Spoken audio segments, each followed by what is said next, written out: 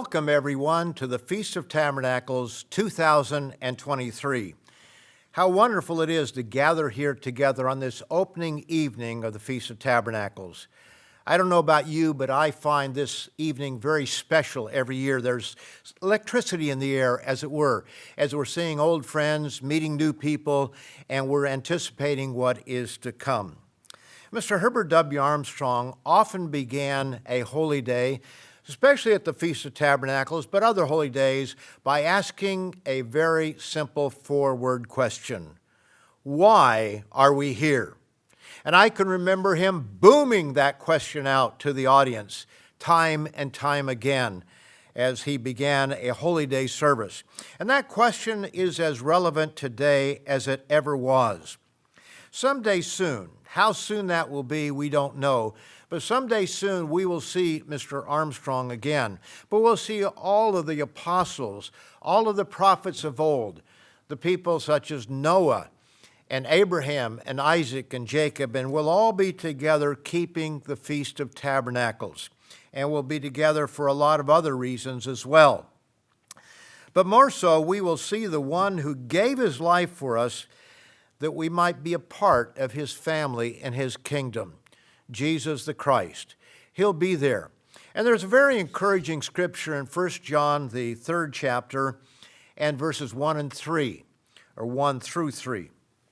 It says, "Behold, what manner of love the Father has bestowed on us, that we should be called children of God." What an absolutely wonderful truth, that we can become the children of God. And we're children of God right now because we have been begotten by God's Spirit.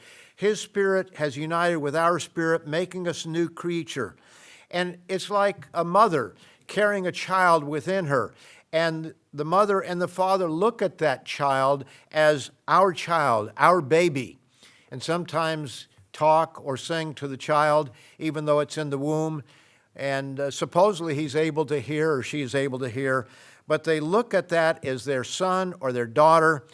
Sometimes they know what the sex of the child will be in advance. And God is looking forward to us being born into his very family. But right now we're begotten. We're in the womb, so to speak, at this time. He says, "Therefore the world does not know us because it did not know him. Beloved, now we are children of God." Yes, in the womb, as it were. "And it has not yet been revealed what we shall be, but we know that when he is revealed, we shall be like him." Wow, think about that. Whatever Christ is like right now as a spirit being, a powerful spirit being, you and I are going to be that way as well. We're going to be like him. And as he says here, "It has not been revealed what we shall be, but we know that when he is revealed, we shall be like him. For we shall see him as he is." We'll be able to see him without dying, looking on a powerful, glorified being. "And everyone who has this hope in him purifies himself just as he is pure." This hope ought to drive us to our needs, to be close to God, to study his word, to do everything we can to be more like him, because we recognize what an incredible calling we've been given. What an opportunity. How spectacular that's going to be. We can only imagine what that first opening night service will be like when Christ returns. There are going to be delegates from all over the world, and they're going to be coming together to keep the Feast of Tabernacles. So what is it going to be like? Would it not be something if Christ, who inspires his servants, and perhaps was the one that caused Mr. Armstrong to ask that question. I have little doubt about that. He inspires us to ask the question, why are we here? Wouldn't it be interesting if that's the question that is asked on that opening night for all the people from around the world? And what more relevant question could there possibly be? You've come here. We commanded you to come. You came. Why are you now here? What is this all about? And that's going to be, no doubt, a question that is going to be asked either directly or in part in an indirect way. So why are we here, brethren? Why are we not somewhere else? We could be a lot of different places in the world right now, but we are here, wherever here is for you, keeping the Feast of Tabernacles. These are questions that need to be answered, and I'm going to do so in the remainder of this message as we begin the Feast of Tabernacles 2023. We're instructed by command and by example to be here. By command, such as we read of in Deuteronomy, the 14th chapter. We'll turn back there, and I'm sure that you've had this read even leading up to the feast, and during the feast it will probably be read a time or two as well. But here in verse 22, it says, "You shall truly tithe all the increase of your grain that the field produces year by year." Now, we make the assumption that that's what you've done. You've saved up a festival tithe. Now, if we're going to obey God, that's part of His commands. Not just to be here, but to finance the Feast of Tabernacles His way, as opposed to the way that we might choose, of putting everything on credit cards and then having to pay it off out of next month's grocery money. It's okay to use credit cards, but it should be that it's in the bank, as it were, saved up for this occasion. And I hope that all of you will certainly take that as a serious command and do so. "And you shall eat before the Lord your God in the place where He chooses to make His name abide." And how does God choose a place? Well, He uses His ministry. Before it was the priest, now it's the ministry, the New Testament ministry. It is where God has chosen to place His name. And we can't all fit in Jerusalem at the same time, as the world won't even be able to, but delegates will go up there, but the rest of the world will learn to keep the Feast of Tabernacles someplace at that time during the millennium. "And you shall eat before the Lord your God in the place where He chooses to make His name abide, the tithe of your grain and your new wine and your oil, of the firstlings of your herds and your flocks." So notice that God tells us to save this up, but then He says, you enjoy it. It's for you to enjoy, but it is God's tithe because He is the one that commands us to do it. It's holy to Him and is to be used for His purpose. And His purpose is so that you can enjoy this feast and help others to enjoy it as well. But here's the key to the verse here, "that you may learn to fear the Lord your God always." That's why we're here, to learn to fear, to respect, come to understand God's way of life. We are all just a little bit rich during this time if we've saved up our tithe faithfully, because no matter what your income is, you have more to spend during this short period of time than you have at any other time during the year. And so each of us is a little bit rich, and God is able to see, okay, how is this person going to handle this wealth that he has been given at this time? And He finds out whether we're going to be selfish, having the attitude of, well, this is my time, I'm going to go here and I'm going to do this, and nobody's going to get in my way. In fact, get out of my way, because as soon as service is over, I'm heading out to do what I want to do. God finds out a lot about us in different circumstances, and He learns about what we're going to do when we have a little bit more. And I have to confess that when I first came into the church, I didn't fully comprehend God's way of life. And yes, I was going to have steak, breakfast, lunch, and dinner. I'd never had that before. And so I was going to really enjoy it. He said we could have all these things, and so that's what I'm going to do. And I realized about halfway through the feast, this is not working out very well. The body is not intended to eat that much meat, at least for most of us. The Lewis and Clark expedition ate somewhere between 8 and 10 pounds of meat a day. That's about all they had. But you and I are not working as hard as they were working, and so we have to make choices. We have to make decisions. And I had to come to realize that the things that I wanted to do maybe weren't the most important things. And oftentimes I found that when I went out to serve someone else, maybe not with the greatest of attitude, but I just knew, well, maybe I'm supposed to do this. I did it, and those were the enjoyable times that I did not expect. And they were the highlights of the feast oftentimes, as opposed to things that I thought would be the highlights of my feast. So that's a learning experience, and that's what we come here to do, to learn to fear the Lord our God always, to have that outgoing concern for other people. Yes, to enjoy the fruits of our labor, but also to share with others in those fruits. And then he tells us to turn it into money if it's too far and you have these physical goods. But he says in verse 26, you shall spend that money for whatever your heart desires, for oxen or sheep, for wine or similar drink. For whatever your heart desires, you shall eat there before the eternal your God, and you shall rejoice, you and your household. That's why you have your children here with you, because they are to rejoice as well. And I think most of our young people really look forward to the Feast of Tabernacles because they get to do some things that they otherwise would not be able to do.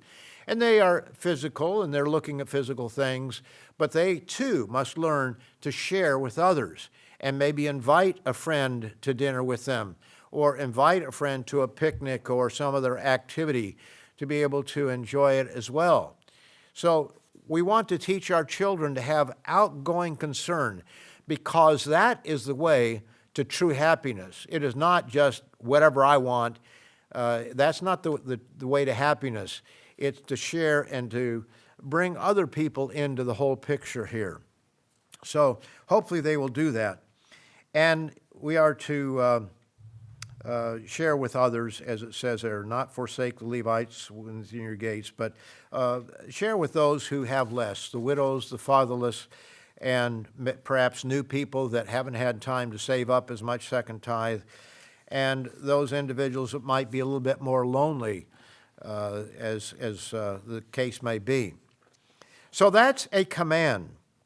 But let us notice that we also keep this because of the example that has been given to us. For example, in John the 7th chapter, we read that Jesus kept the Feast of Tabernacles even under the threat of death. You can read that beginning in verse 1 of John the 7th chapter. It says here, after these things Jesus walked in Galilee, for he did not want to walk in Judea because the Jews sought to kill him. That's a good reason to stay out of town. And then John, writing at the end of the first century, makes it very clear for both Jews and Gentiles where are you going to find the Feast of Tabernacles? Because remember, they didn't all have a Bible as we have it today. They didn't all have a scroll of the whole of Scripture at that time. And so when things were read to them, they had to be clarified. And so John writes here, now the Jews' Feast of Tabernacles was at hand. And then we find that his brothers did not, they said, go up to the feast.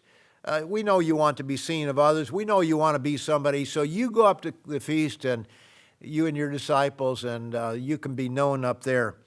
And it says, for verse 5, even his brothers did not believe in him.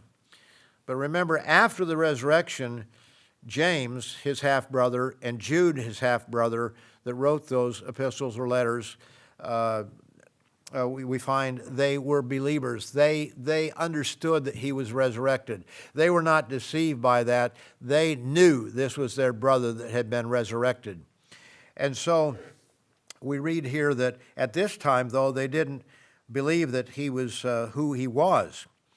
And so it says, you go up, verse 8, you go up to this feast. I am not yet going up to this feast, for my time has not yet fully come. And when he had said these things to them, he remained in Galilee. But notice verse 10, but when his brothers had gone up, then he also went up to the feast, not openly, but as it were in secret. So he told them, he commanded them, you go up to this feast. And then he went up, and he went up secretly at first. But as we read through this chapter, we find out that he made himself known in the middle of the feast when there were a lot of people around, and it would be very difficult for the authorities to then take him into custody. And then we find in verse 37 that he kept the last great day, that eighth day, the last great day. On the last day, that great day of the feast, Jesus stood and cried out, saying, if anyone thirst, let him come to me and drink.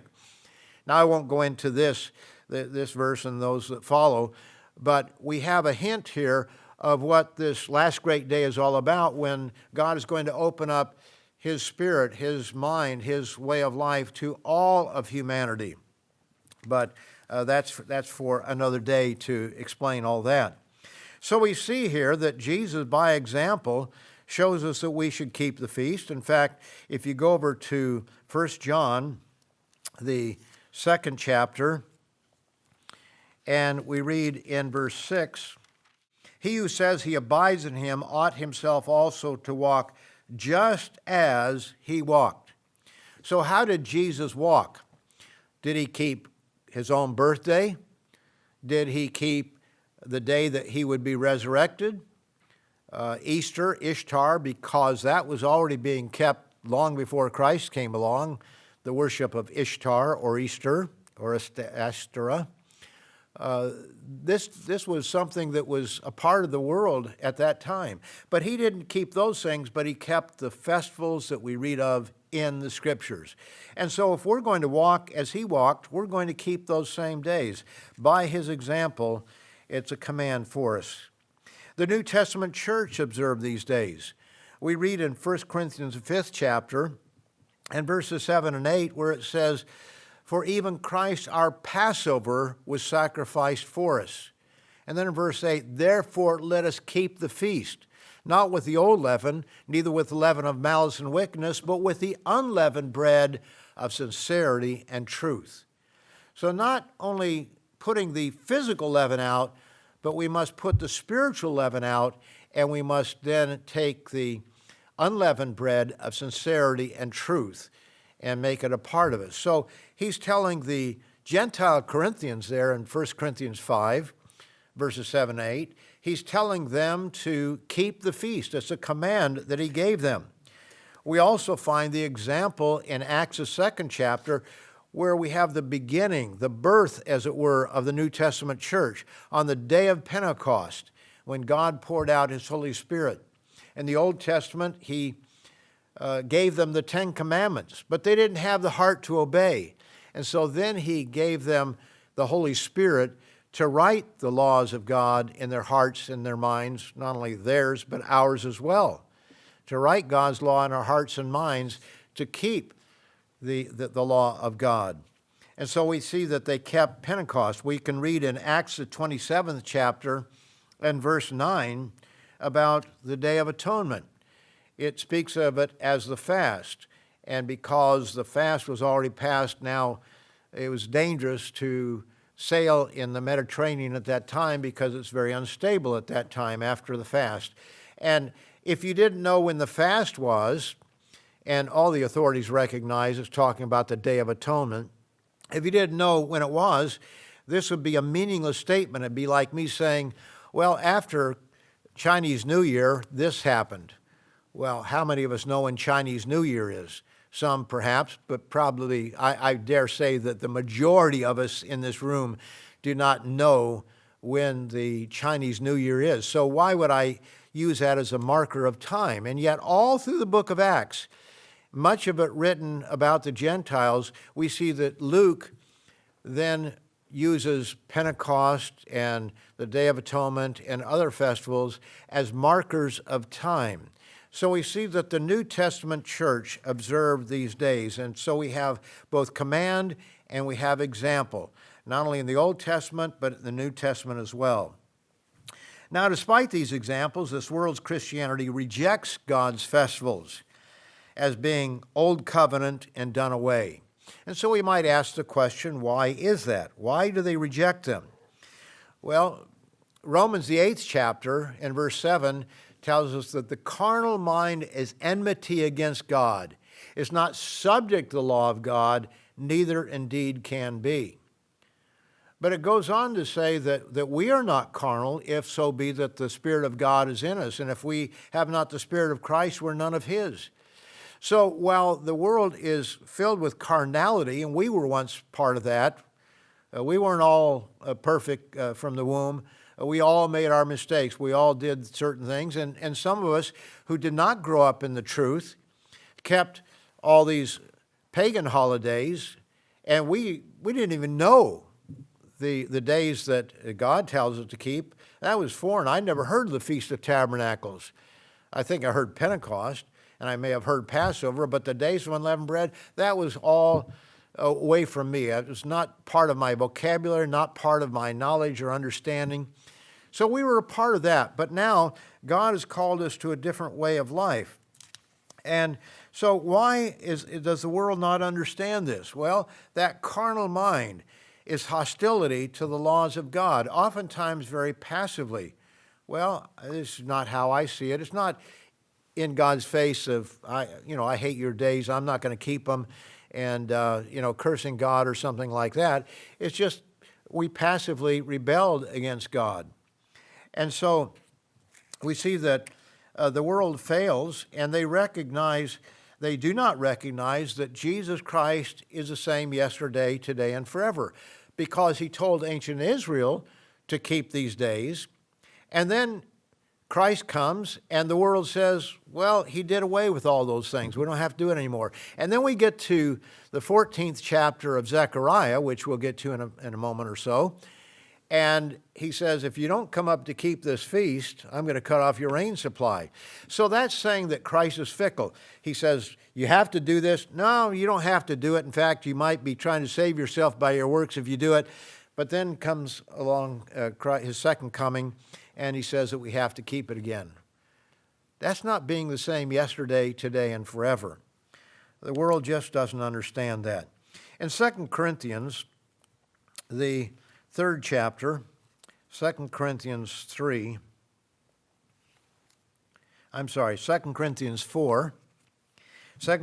4, and verse 3, it says, but even if our gospel is veiled, it is veiled to those who are perishing, whose minds the God of this age has blinded, who do not believe, lest the light of the gospel of the glory of Christ, who is the image of God, should shine on them. So here we see that there is a God of this age, and that's a truth that you and I understand. We take for granted. But that's not something the world understands. Remember some years ago when there was a famine in East Africa, you had all these celebrities that got together and sang, "We Are the World," and a very catchy tune that they had. I won't try to sing it, but remember how that was, that we are the world? Well, yes, they are the world. It doesn't mean that everything the world does is wrong, because we imbibe of the tree of the knowledge of good and evil. So it's a mixture of good and evil. But the God of this age is not God the Father or Jesus Christ. Now, yes, they have authority over everything, and they do intervene from time to time in the affairs of this world, but we have to recognize that God allowed Satan to remain on this earth. He had a throne on this earth. He remains here. And he is the one that is guiding the course of this world. He is the prince of the power of the air, the spirit who now works in the sons of disobedience, as it says there in Ephesians 2 and verse 2. And so this is what we're dealing with in this world. But the debates and the blindness will soon come to an end. How soon, we can't say, but we're not talking 100 years off. I think that all the signs would indicate that this world will not last another 100 years. In fact, it won't even come close to that. But beyond that, I'm not going to try to define things, because we can make a lot of mistakes when we start defining it too carefully. But let's go over to Zechariah, the 14th chapter, and you'll no doubt have this read at other times during this feast. But in Zechariah 14, it begins with the time setting, "Behold, the day of the Lord is coming." And it shows that Jesus Christ is going to come back to this earth at that time. He's going to go forth and fight against the nations that come up against Jerusalem. And then in verse 4, "In that day his feet will stand on the Mount of Olives, which faces Jerusalem on the east. And the Mount of Olives shall split in two from east to west, making a very large valley. Half will go to the north, half will go to the south." And then it talks about a river of water flowing out both to the east and to the west.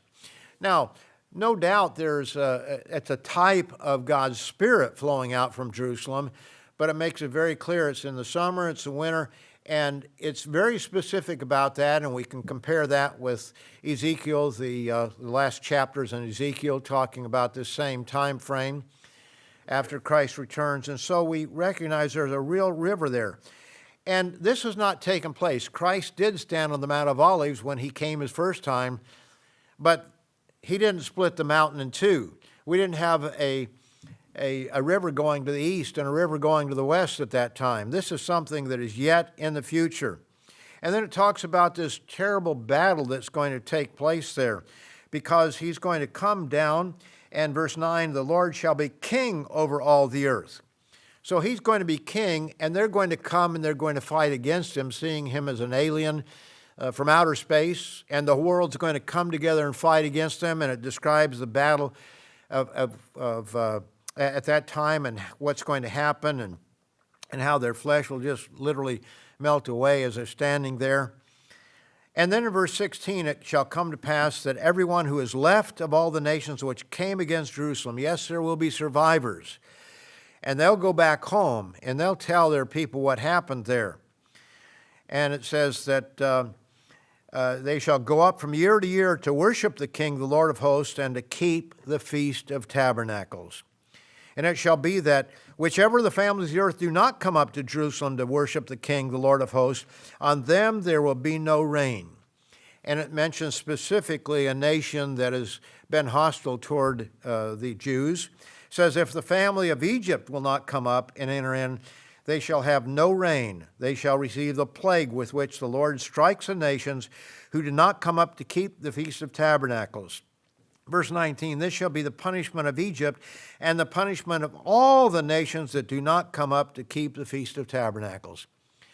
So they're going to come up, and they're going to be there, delegates. Obviously not everybody in the world will be able to fit there in Jerusalem, but they're going to send up their delegates from their nations, and they're going to come there, and they're going to be sitting there or standing, however it is, on this opening night of the Feast of Tabernacles sometime in the near future. And no doubt they'll be asked the question, why are we here? What are we doing here? God inspired Mr. Armstrong with that question, and I have little doubt that one way or the other, either in those words, perhaps a different language, however it is, that question is going to be asked and answered that first evening. The prince of the power of the air, however, the spirit that now works in the sons of disobedience, is going to be removed. But as we observe this Feast of Tabernacles, I wonder how many of us realize just how influential that spirit being is. And sadly, I have to say that I think that some do not really comprehend that. Maybe we could say none of us fully comprehend just how influential that being can be. But why do I say this? You know, Mr. Armstrong used to say that half of you don't get it. And sometimes he said, I think only a tenth or a tithe of you get it. I don't know what the percentage is that gets it and what percentage don't, and I don't want to try to focus on any individuals or whatever. But I have to wonder when I see the way that some people dress. When you have a beach event at the Feast of Tabernacles and women come very scantily clad, everything is cultural. I understand that. But when you look at spring break, for example, on television, some of the news reports of it, it's amazing how little some of these women wear. And when you look at how they conduct themselves with the beer and the booze and everything that goes along with it. And sometimes I think that people come into a beach attitude, as it were. We sometimes see people dressed immodestly at services. And then on the other side of things, we see people that are maybe modest, but they don't dress up for God because we're coming here before our Creator. And yet they come in and they wear blue jeans or shorts or something. I haven't seen shorts at the services lately. I have seen it. But the fact is that most of us do better than that. But there are individuals every once in a while that have the attitude, nobody's going to tell me how to dress. I'm going to dress the way that I want to. God's not going to judge me. As long as my heart is right, then God is not going to judge me. Well, is our heart right when we don't recognize that we're coming before the Creator of the universe, the one that God used to created everything. And the one who gave his life for us, he was willing to die for us. Are we unwilling to dress up for him and to come before him appropriately? Sometimes we hear people say, well, that's just his opinion, speaking of their minister or of the church's position on something. That's just the church's position. But I know better. I've heard people say the world is ahead of the church on this subject or that subject. Do you realize that one of the major reasons that people are abandoning Christianity, the younger generation, is because of the stance that churches have on LGBTQ plus movement? And they have a different attitude, and they think, well, we just have to be accepting. We can't criticize. We can't say that anything is wrong. Well, somebody's going to say something is wrong. If you say, well, they're wrong for that attitude, you're condemning them for that because they say this is wrong. We come into this world and we know nothing. And we end up someplace being who we are with a lot of things funneling into our mind, especially from school and from peers. And suddenly we think that we're the world's greatest expert on what is right and what is wrong because we have a lot of people that agree with us. You know, this is the standard right here. This is what we come before God to learn and to fear God and respect God's word and his way of life, because he knows what's good for us and what is going to make us happy in the end, as opposed to things that really don't bring for happiness for people who reject this word. Do we realize that when we were baptized, that we were bought at a price? Notice in 1 Peter 1, 1 Peter, the first chapter, and verse 17. He says, if you call on the Father who without partiality judges according to each one's work, conduct yourselves throughout the time of your sojourning here in fear. In fear. What does he mean by that? Is he saying we're just to go around fearful of everything and everybody? No. He's talking about the fear of God. And that's why we're here for the Feast of Tabernacles, knowing that you were not redeemed with corruptible things like silver or gold from your aimless conduct received by tradition from your fathers. No, we weren't redeemed by the fellow down the street, by somebody out there on social media. We were not redeemed by our teachers in school or university. We are redeemed by the precious blood of Jesus Christ. But with the precious blood of Christ as a lamb without blemish and without spot. Notice 1 Corinthians, the 6th chapter. 1 Corinthians 6. And I'll begin in verse 18. It says, flee sexual immorality. There are people that think, well, the church is ahead of, the world's ahead of the church on this one. We can outvote God because everybody's living together before they're married. We don't have to get married. It's just a piece of paper. And people have that attitude.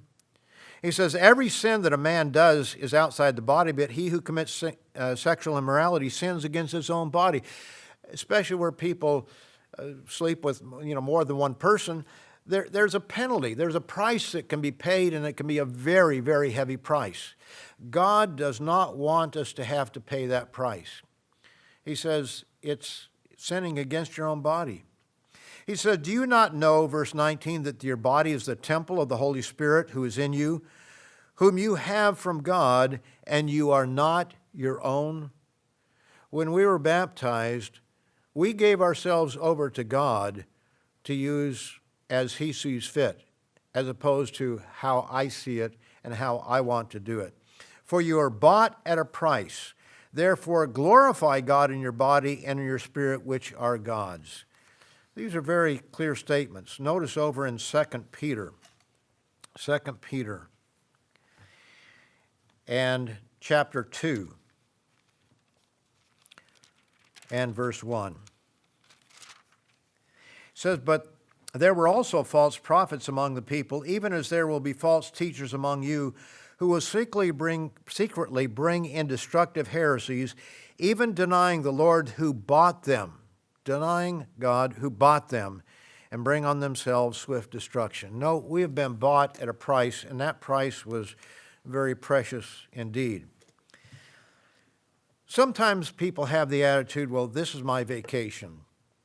And I understand that some of you work for a corporation or somebody else, and you only have 2 weeks of vacation or 3 weeks of vacation a year. And so you have to take your, quote, vacation time to be able to come to the feast.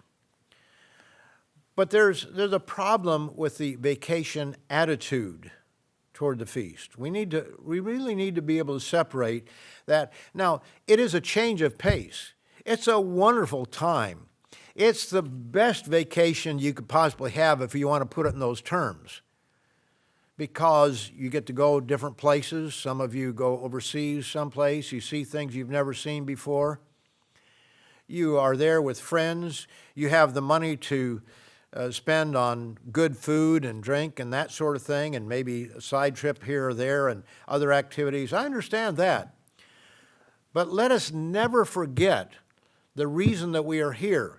We would not be here for vacation, except that God tells us that we need to be here, and we need to really separate that out. Yes, it is my, quote, vacation time at work. That's my time off from work. But we're here for far more than that, to learn God's way of life, to learn a way of outgoing concern for other people, to learn how to enjoy the good things of life without getting drunk, without being gluttonous, and without being selfish in the way that we approach these things. And I think that we're all learning those lessons. Sometimes it takes people longer than others to learn those lessons, but those are lessons that we all have to learn. And if we haven't grown in the way that we look at the feast from the first time we came till now, if you've been around for any great length of time, there's something wrong, because we all should be growing. I know that I've had to grow in my understanding of the feast and why I'm here. And I hope that you do as well. Now, we're here to learn God's way of outgoing concern. Now, I'd like for you to imagine just for a moment what that first opening service is going to be like after Christ's return. Imagine the excitement as the family of God administers a feast. We're going to be spirit beings, and we're going to see the feast in a very different way, because we're going to enjoy it on a totally different level. And we're going to be able to really look down and see what people are thinking and appreciate the joy that they have.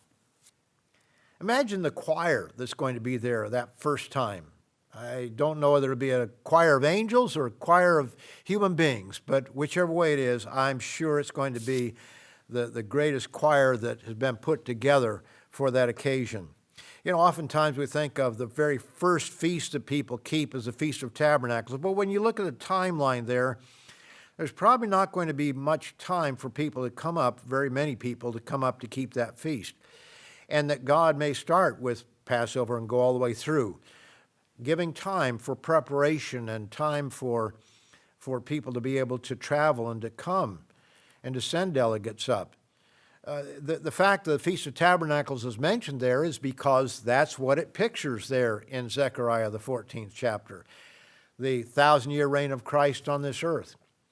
Now, I don't know the answer to the question, but I sometimes wonder, is that going to be the first one, or are we going to go through the whole cycle? But at whatever it is, whichever way it is, that first night of the Feast of Tabernacles is going to be electric, to say the least. Imagine the apprehension from those attending the Feast of Tabernacles for the first time, not really knowing, well, what are we doing here? Why? Christ has defeated all of our nations, and now we're coming up, and he's telling us we got to come there. And they're wondering, well, what is this all about? Why are we here? And that answer will be given to them. Imagine the excitement when they begin to understand what is happening.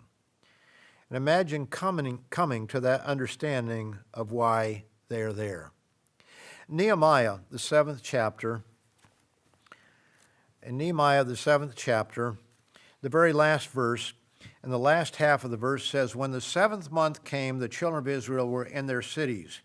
And then in verse 2 of chapter 8, it speaks of the first day of the 7th month. That's the Feast of Trumpets.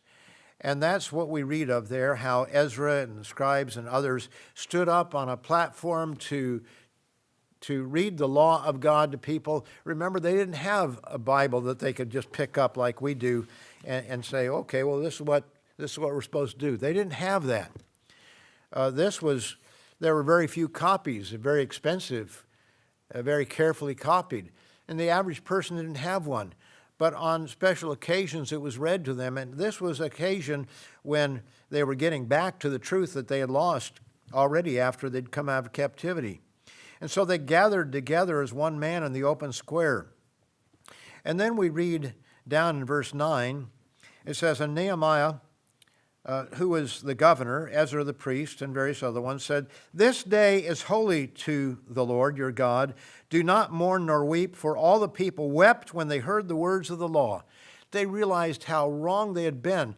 They realized that their parents, in some cases, had come out of captivity, because this is some years after Ezra had come. And now a generation has gone by, and they'd already forgotten about the Feast of Trumpets, the Feast of Tabernacles, and some of those things. And now they're coming back once again to keep these days. And they realized why everything had been going in the wrong direction. And when people come up for that first Feast of Tabernacles after Christ returns, they're going to see the whole world that had been devastated, and now they're going to find out why they should keep the feast and the meaning of it. And there will no doubt be, as there was here, it says, this day is holy, verse 9, to the Lord your God. Do not mourn nor weep, for all the people wept when they heard the words of the law. And so he told them to go out and eat the fat, drink the sweet, send portions to those for whom nothing is prepared. In other words, think about the other person, all of those things. What a wonderful time that's going to be. There's going to be apprehension at the beginning, but as they begin to understand and they begin to enjoy the things of the Feast of Tabernacles, it's going to be a wonderful occasion. And we as spirit beings are going to look down upon them from our position. I don't mean look down in the sense of in the wrong way, but we're going to be able to look down into the world and look into the minds of these people and see as the neurons connect and they begin to understand what it is that they've been missing all the time, and all the deception they had from the prince of the power of the air and how he's been removed, and now they're able to keep this feast in the way that God intended them to do so. The days are coming when the whole world will understand what God has privileged you and me to know at this time. They too will learn to fear the everlasting Creator always, and they will rejoice together in fellowship with God and with Jesus Christ and with us, as it were. So until that time, let us rejoice in God's wonderful Feast of Tabernacles 2023. Go home, get a good night's rest, come back tomorrow for more messages, and let's learn to fear the eternal our God always as we observe the Feast of Tabernacles 2023.